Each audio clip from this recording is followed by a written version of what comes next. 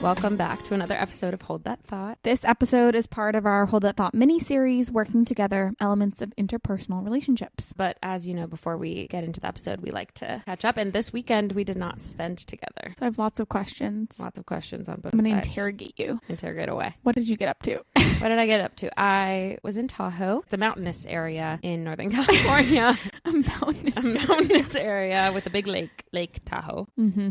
Keep Tahoe blue. And 3 of my friends from high school and one of their girlfriends came. We had such a fun time. This is our second annual ski trip, and both have been to Tahoe. One of the funnest moments of the weekend was that we were at the base of a ski mountain called Palisades, and we were getting lunch. I went up to this group of 5 or so older men, probably in their like 60s, 70s, and said, "Hi, are you guys leaving the table? Like, you kind of have to poach. There's so many people there." And one of the guys was like, "We are, but in order to get it, you'll have to do something."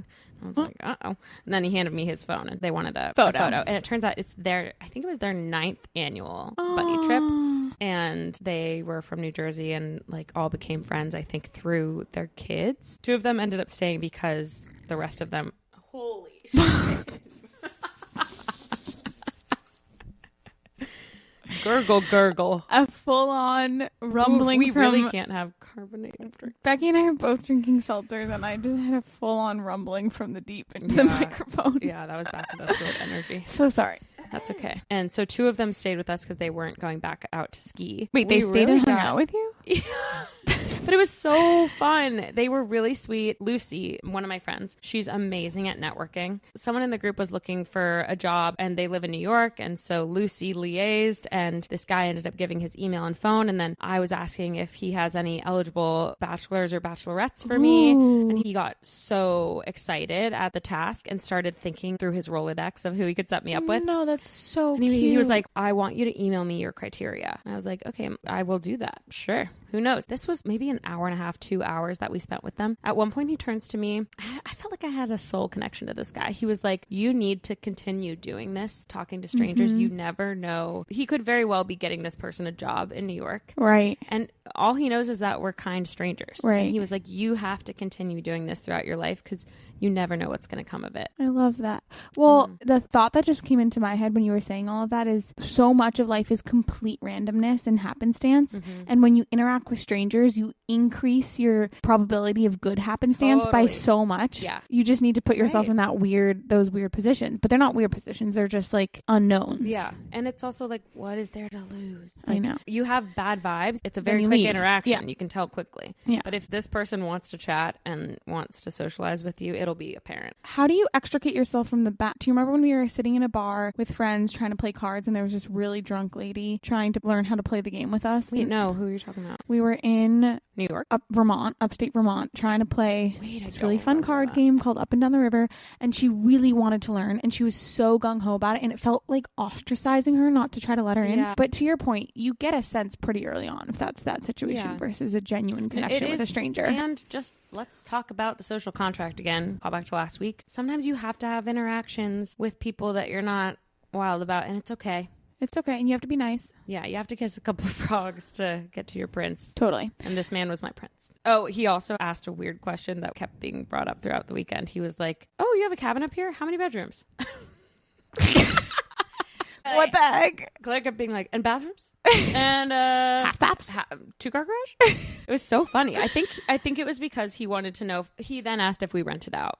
And I was like, "No, we don't." Oh, that's it. Because he wants to come back with his family. I think, no. I think the boys' trip. He wants to come back with his boys. Yeah, he wants to come back with his boys. Anyway, they make merch every year. And what we've decided for our trip is that we're going to make retroactive merch every year to wear the next year. So like AP is on merch. She's the merch czar. And so she's going to make us something, maybe t-shirts with some of the inside jokes from this past trip. So it's always going to be a callback joke. Yeah. That's so fun. Keep it alive. Keep it alive. All yeah. right. Okay, how was your weekend? I missed you. I missed you too. It was a really good chill weekend. Just felt like a good reset. Walked to a really fun German beer garden beer hall down the street on Polk Street. Okay. And had dinner there on Friday. Was it classic vibes outside? Like no, that's why I said not beer garden. Think more like, oh wow, I've found myself in the middle of Radagast a like Radagast. Like imagine you found yourself in a castle in the middle of medieval Europe. Okay. That's where we find yourself on Friday night. Mm-hmm. And they have really good beer. It was a fun night. I saw a good amount of people that I love here in the city, and that was really good. Nice. Yeah. Okay, well, should we move on to the episode? Yeah. This week's episode sits, as I said, within the context of our mini-series, Working Together, Elements of Interpersonal Relationships. And today we are talking about jealousy and envy. And note that we said jealousy and envy because it's Honestly, two different things. Well, we initially had talked about doing just jealousy, and then it's interesting to learn about the differences. And I also find that envy is really the thing that I'm keen on. Me too. Why did we decide to talk about this? To me, jealousy and envy, and I'm going to bucket them a little bit for this topic of conversation, is some of the hardest emotions. And I think we can get into that in a little bit, but I hate what it brings out in me and people. And I think we can kind of challenge that throughout the course of this episode because the reason I wanted to talk about it is because I felt like it was always such a destructive emotion. And always sits so squarely in interpersonal elements. Like it always requires another being or two, which we'll get into in the case of jealousy, to exist. So I think it really sits squarely in what I always thought was a cross to bear within interpersonal relationships. Yeah. I completely agree. And I also think after a reframe a couple years ago, I now view envy and jealousy as helpful information that can be productive and in finding the life that is best for me and most fulfilling. And I think it takes interrogating these sorts of assumptions around these feelings to help us see and peel back those layers. So I'm excited to do that today together. Totally. Okay, talk to me about the difference between jealousy and envy. Okay, so often today they're used pretty interchangeably. And I honestly think jealousy is used more often than the word envy. Yeah. But if we're really thinking about jealousy in the most stringent of terms, it was defined as the feeling that arises with at least 3 or more people.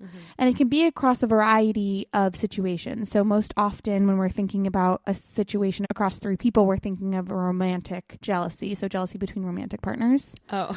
What? Oh, not like a romantic. Well, yes, that could cause jealousy, right. But it also can arise between friends, coworkers, siblings, parents. It literally can arise within animals, like a pet being jealous of the newborn baby with its sibling. Oh yeah, the pet being jealous of the newborn baby. Totally. That's such a classic trope. I feel. Or when my parents hugged, Stevie comes into the middle of the hug, like she can't handle being left out. But the crux of jealousy is that you fear someone taking something from you. Merriam Dictionary ties it to this possessive suspicion. So it's really characterized by a fear of loss, distrust, anxiety, and anger. Envy, on the other hand, is often referred more to as a yearning feeling toward what another person has. So attributes, position, possessions, stature in life. And it's more tied to dominance, hierarchy, and status.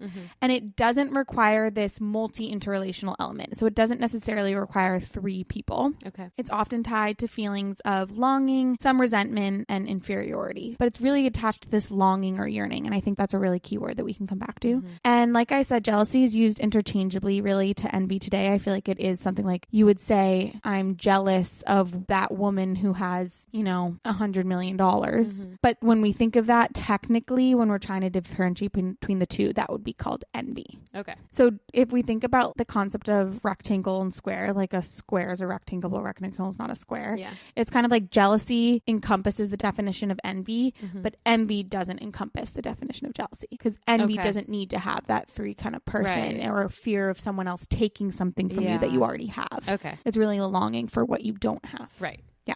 All right. Is that kind of what you were saying? Yeah, that is what I was saying. I was looking a lot at the work of Elise Lunan. She's a writer and host of the podcast Pulling the Thread. We love that podcast. We love that podcast. I actually did a little bit of work for her a while back, and she to me is someone who really embodies what I want to be putting into the world. If you listen to Pulling the Thread, you'll see this, but she really grounds her takes in research, which I appreciate, and she's so well spoken. So it's a really easy listen. And her book On Our Best Behavior, The Price Women Pay to Be Good, was released in 2023, and there's a companion guide that I have called Choosing Wholeness Over Goodness, which she wrote with Courtney Smith, who's a coach and group facilitator. She also does incredible work on the Enneagram. Oh, wow. So they co-wrote this companion guide that is basically helping you go through each of the 7 deadly sins and understand where a certain impulse comes from, how it got there, what the root of it is. It's really interesting. When you say the 7 deadly sins, I can list some, but not all. They're not explicitly listed in the Bible, but developed within early Christian theological tradition, drawing on various biblical passages. The standard list is pride, greed, wrath, envy, lust, gluttony, and sloth.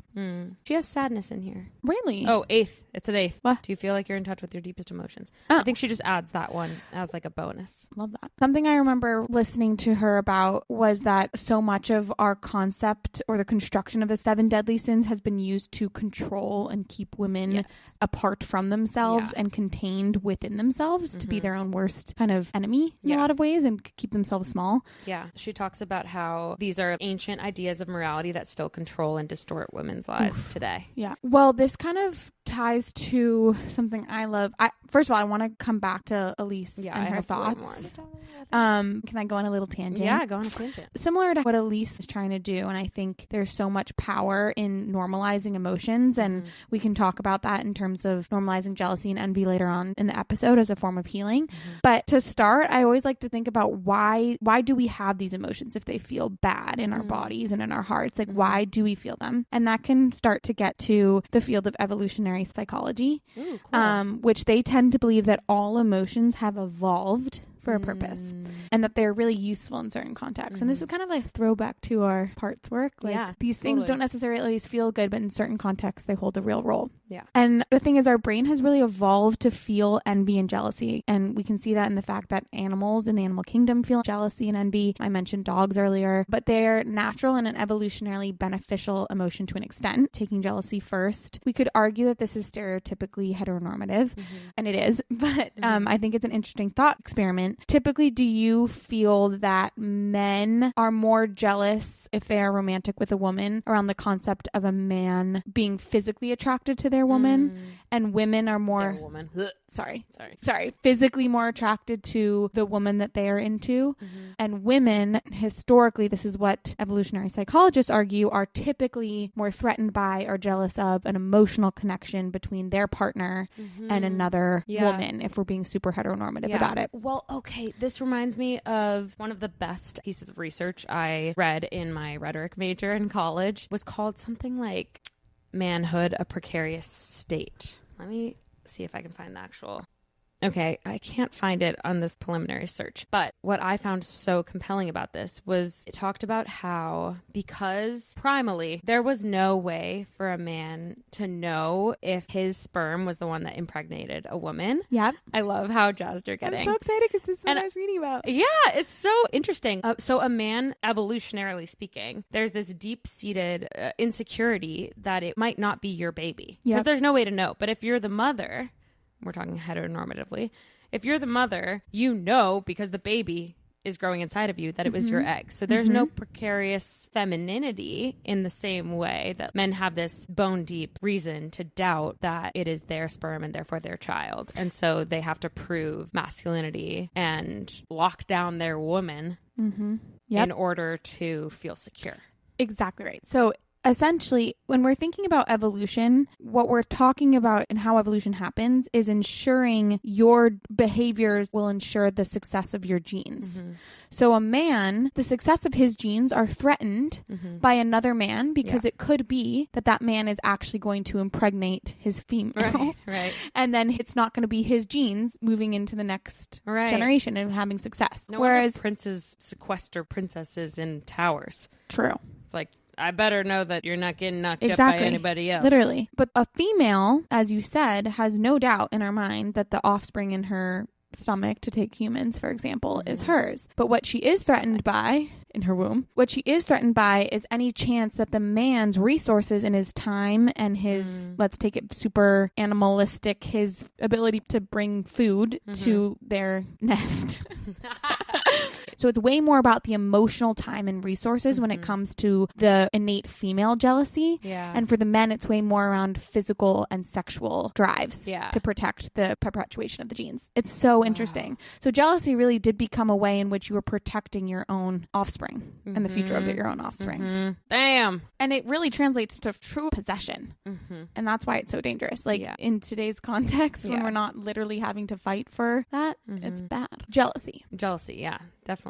And I feel like I can hear people being like, but now we have genetic testing. Well, yeah. But even so, this is evolution we're talking about. Like, humans have only had access to genetic testing of their offspring in the past like 50 years, if that. 100. This is the thing about evolutionary psychologists. There's a lot of backlash that they oversimplify things, or that their thoughts don't always, map perfectly onto modern day, which obviously can be true. But what we're getting at is real deep-seated wiring that, we've evolved into. A current day doesn't necessarily have, like, we're not talking about every single man is jealous in this way. Wow. Paternity tests were first invented in the 1920s. So exactly 100 years. Yeah. Did I say 100? Yeah, I think you did. Yeah. You're very smart. So yeah, that's not enough time, obviously, for our deeper knowing to catch up. Yeah. It's just so helpful for me to remember that we're actually animals. Yeah.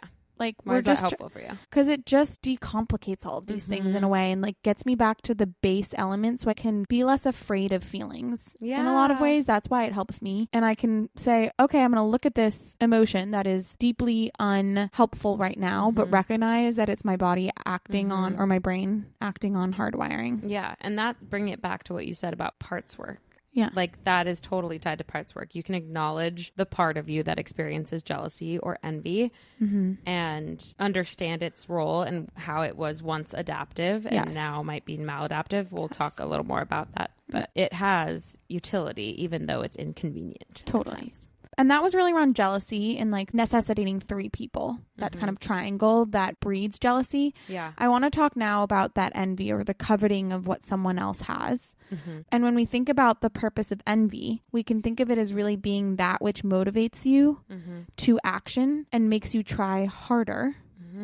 Because you have a sense of yearning. Seeing what another person has is that motivator. Yeah. I saw a quote from this author, Grant Faulkner, who wrote, "Yearning is a necessary form of intense motivation. It stems from a desire to bridge the gap between current reality and a desired state, acting as a catalyst for action and transformation."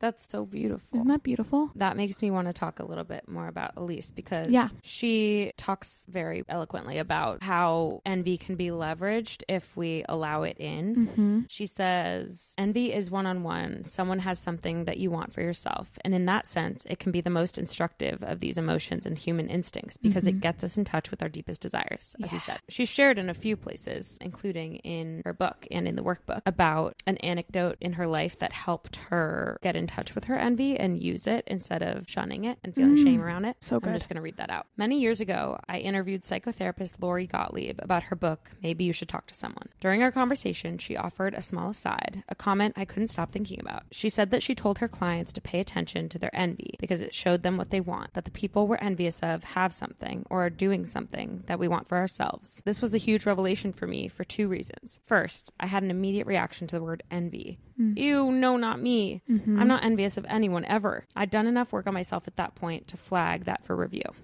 That's awesome. That is awesome. Sticky note. Anything that inspires a big reaction is always a sign that there's good information there. Love that. The second reason made me sad. I didn't know what I wanted. Aww. At this point, I was at the height of my corporate career. I had achieved a lot, and publicly. I was married to a lovely man and had 2 adorable children. I owned my own house, and besides my mortgage, wasn't in debt. I was quote unquote killing it. And yet I felt like I was on autopilot, pursuing a path toward a place just beyond the horizon where I would finally feel safe and secure, where I would feel good enough. On some level, I knew that this place was a fantasy. And at another level, I knew I would never get there anyway, because I had no clue what I actually wanted. And in some ways, wasn't living my own life fully. Gottlieb's comment about envy and wanting made me curious, though. And I realized that if I could actually identify my envy for what it was, if I could stop repressing it, or more frequently, projecting it, I could use the reasons sparking my envy as a divining rod for my own soul's yearning. Okay. Yearning. Back to yearning. And the part that I found so cool was she talked about, and I started to see the women who triggered my envy as in parentheses, mentors. Rather than criticizing them, I studied them. Like, wait, what do you mean tormentors? Tormentors is the full word, but you have Tor, in parentheses. Love that. So clever. And they might torment you, as she's implying, but there is so much that you can glean from them. I love all of that. God, she's good. I would love to think about now, after a recent experience, of envy as like a teacher. And mentor, teacher, kind of the same concept. But I actually attribute us starting this podcast to my own envy. Yeah. I think mine too. I was noticing how envious I was of anyone who was putting themselves out there and creating something out of their own mind and putting themselves in the context to take risk and create new things. And that extended from the influencer who was creating a story on her Instagram every day to a friend who wrote an incredibly amazing book that was really well received, and I was just green with envy. Yeah. And I was so sick of feeling stuck. It was leading to a feeling of feeling stuck. And as soon as you and I sat down to try to ideate and think through what was next and birth this, that envy's gone away. Yeah. I feel the exact same. And in this section of the workbook, she actually refers to like some of the thoughts you'll have when you're envying someone, especially another woman, which is interesting. She says, you might start thinking, oh, they're not that great of an interviewer. And I was like, oh my God, the way I had at that stage before we started this, started thinking about, I just noticed it really turn from admiration of someone's craft and work to it adopted this negative tone, like, oh, they're really not that great. I could be doing this, which is so icky. And unfortunately, that did help me get started. Well, it's interesting you say that because I know that feels bad, but I think that comes from a very deeply rooted place because evolutionary psychologists have done a lot of research around why and in what situations we feel jealousy and envy. And the fact of the matter is we often only feel real, true, deep envy to our core around situations that are quote unquote on our same scale. So where the comparison level, where we're kind of at a similar level, because that is only when we could be in practical speaking, thinking about acquiring that thing.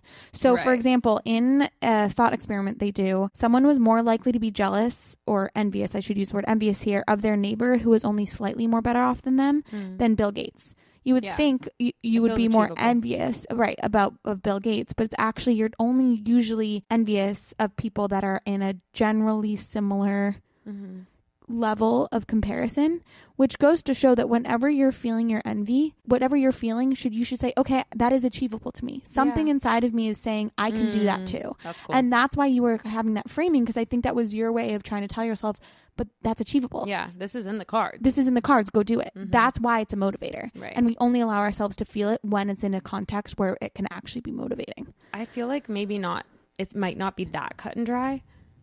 Like, I don't know that I only allow myself, I know you're saying subconsciously, but like, I can think of examples where I would envy someone like a Bill Gates. Really? Like, yeah, I think there's a difference between feeling it intellectually, like I can say I am jealous of X, but I'm not actually feeling it in my core of like that icky feeling of, oh, that makes me feel bad about myself right now.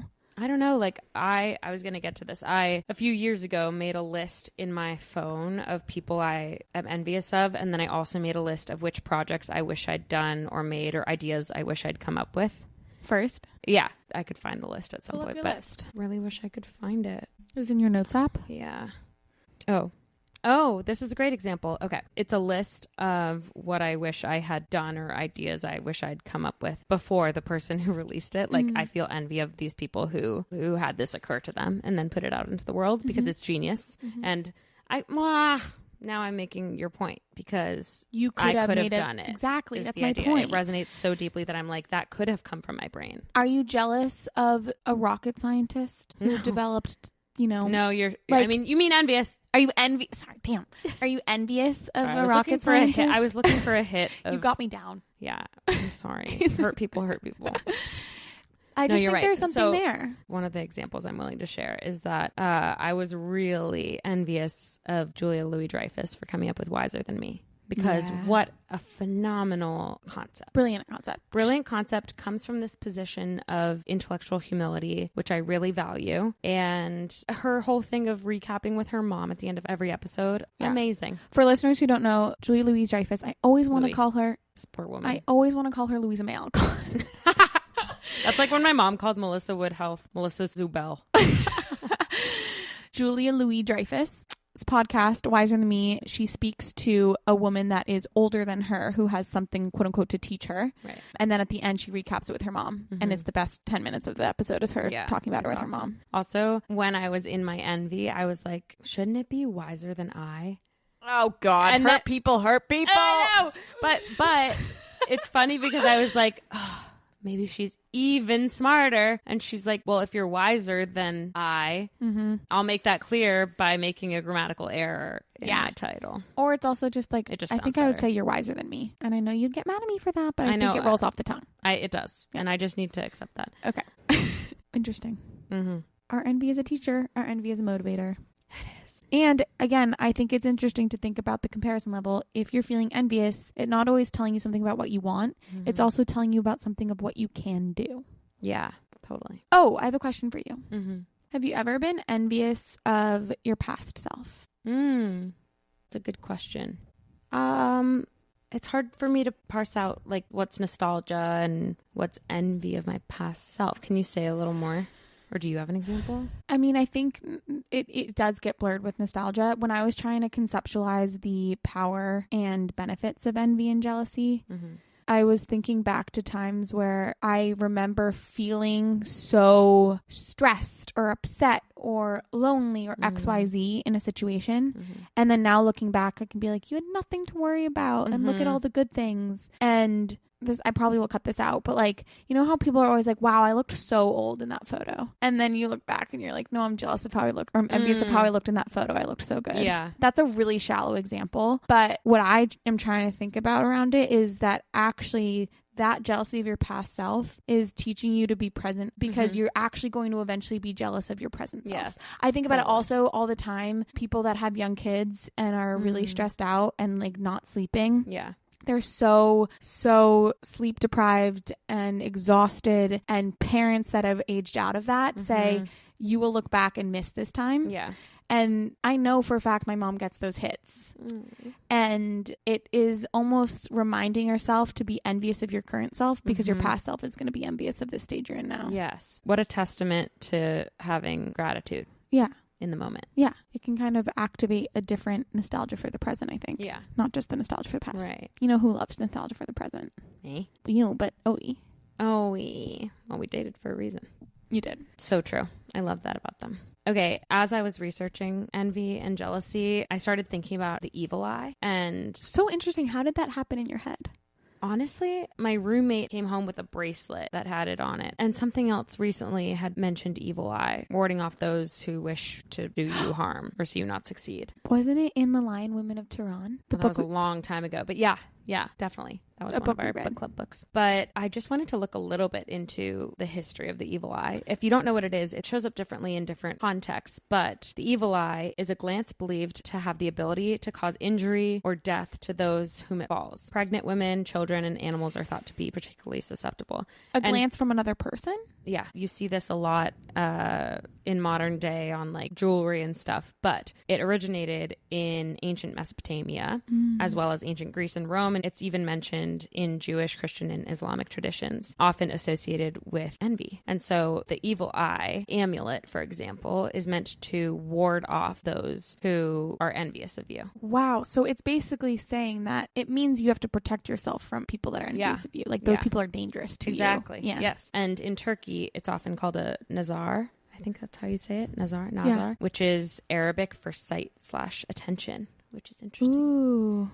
This is most often seen as an eye-shaped, typically blue glass amulet used to protect against the evil eye, a curse stemming from malicious envy. And I just find, the fact that so many traditions dating back millennia felt that envy from others needed to be repelled and had the capacity to mess up your life and the goodness you experience to an extent that they wanted you to be wearing. Yeah, like essentially that envy, if someone is envious of you, the consequence was that they were going to be putting a curse on you to undo your good fortune. So you needed this amulet to protect yourself from any curses coming from envious people around you. Yes. So many traditions have either the image of an evil eye, which is, it gets confusing because the evil eye is the thing that repels. Protects you from evil. It's meta. Yeah. But I'll use the Nazar as a way to clarify that. The fact that the Nazar shows up as an image in so many traditions, or the term evil eye or similar phrasing, is so interesting to me. Yeah. I have so many qualms with the 7 deadly sins, and there's something to be said for distilling the major themes in life that aids in our understanding of ourselves. Well, I think to that, it makes it feel so not scary if we can think of it as this ubiquitous thing that dates back literally, to your point, millennia. Yeah. And that's why it's the same reason why I find it comforting to think about why we have evolved to have these emotions. But as soon as we stop stigmatizing these sorts of things and think about the fact that so many cultures or religious sects have sex. SECTS. So many religious sects.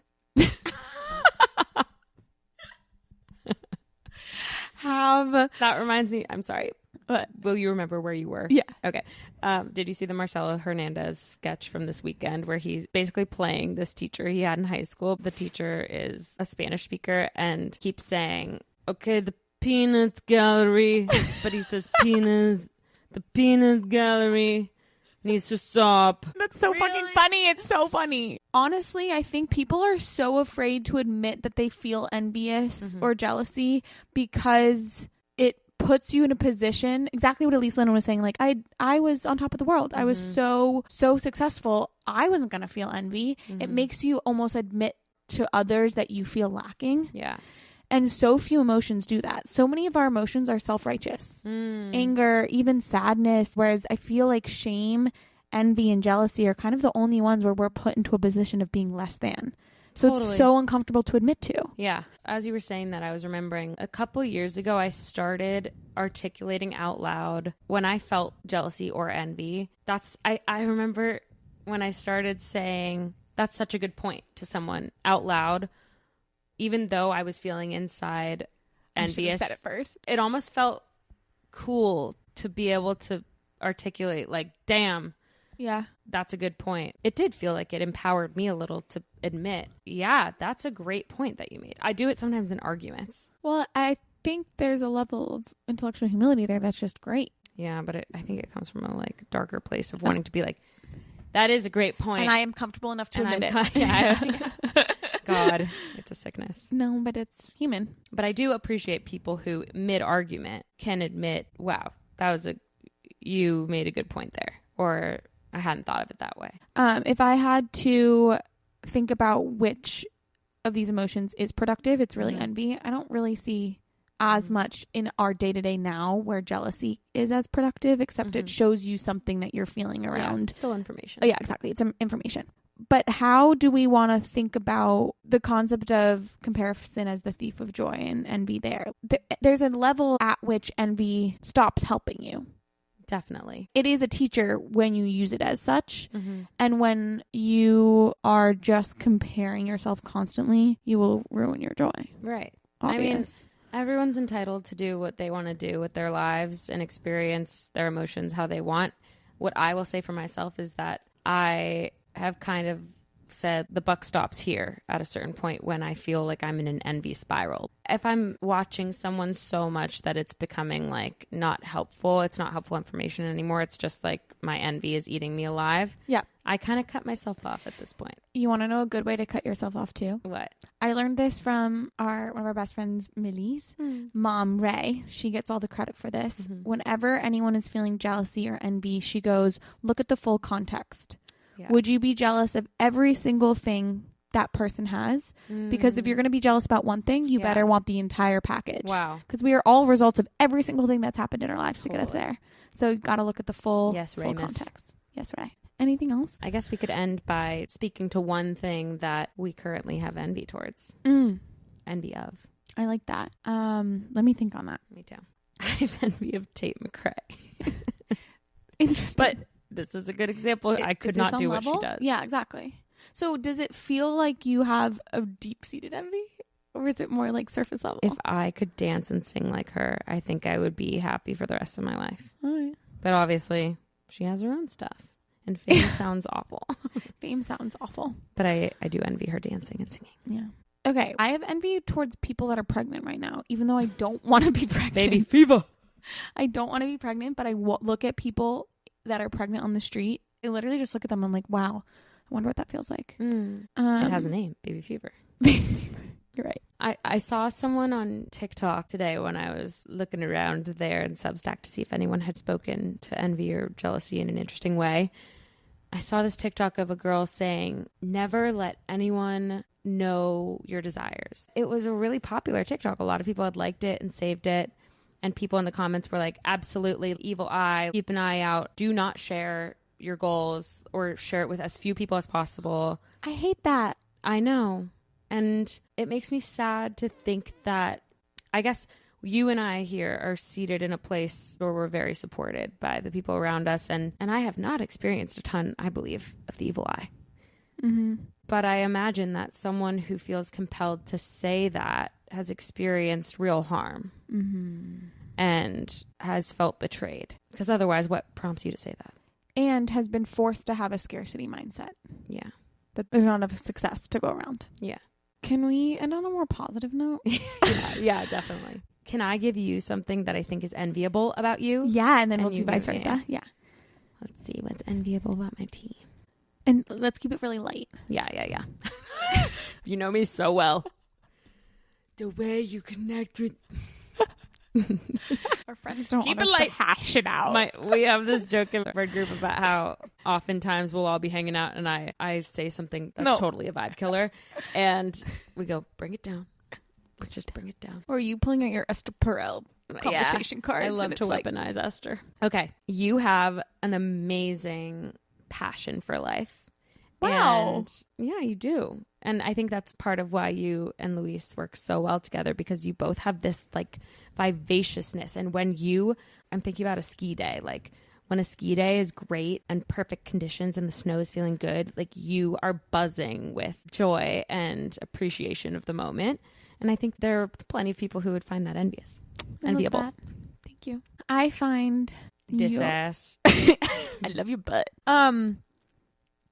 I find both enviable and admirable. I think it's fun to put those two things together because it's like a positive thing too. Your ability to really make connections with strangers. And I think this takes us back to the top of our episode of being open and really connecting to people in that capacity. Like that man at the ski mountain. I remember you made this really deep connection last year with this 80-year-old woman at a party and she literally fell in love with you. Do you remember that? Oh, Ardith. Yeah. Yeah. All of these little moments of you having deep connections that are like, not 80. Really she's intense. Like 50. Oh, God. God. Made up a story in my mind. I hope she doesn't listen. I just think that's a really beautiful attribute that you bring out into the world. Thank you. Yeah. I love you. I love you.